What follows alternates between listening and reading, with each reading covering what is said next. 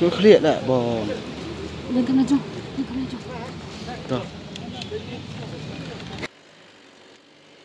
Nong tre jong kawe ka restaurant ha ka nong ba shlong la sha kem no ha ka arpu pratrik rampang hadin ka jing sha ken no don kti ha ka ba penyap ya kawe ka long kemi subways namrta ka baya tre lang. Uni ubriu bla sha ken no don kti udai ubala tip kerteng kum usunai sing sapo ars namrta ubade unong tre jong ka tratu ria restaurant ka badan hala chumer. Ya kani ka jingjia la pentip ningkong da utra jong kani ka restaurant uba bat scam shooting ubala pentip baka nong tre jong u kaba kerteng ka kong damonika lalu kaba syong basa halau sotun bat kaba tre kum ka nong penkuit hapo kani ka restaurant la suba bakala syak penyap nakamala kaba syapo jong kani ka restaurant. Superintendent of Police ka East Khas Hills uba Vivek Im ulaong hadin kani ka jingjia mardor ki pulit na po sadar police station haringkat ki he pulit kilawan poi ha kani ka jaka.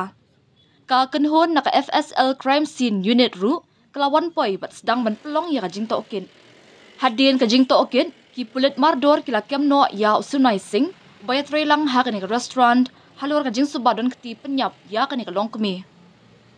Uni ubriu ulapla halur kajing don keti ha kani ka kam penyap da ka bapen pauru ya ka da ka ba shalenden da ka ba ong bahak ar penyotrik rempang kila poi sya kajingan niya halur kajinga dai hapring jongki ha kapor kembak khatwai beji menmiet kata ha kapor ba ula syok kau yang.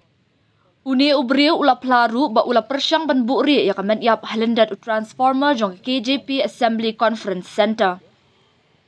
Ya upai bala pendan kam ha kana kam penyam layo ban kurup no dagi pulit ong USP da ka ba benram ba ka jing to okit syu halor kana jingja kadang ya chakman ban lap ya ki jing shisha baro.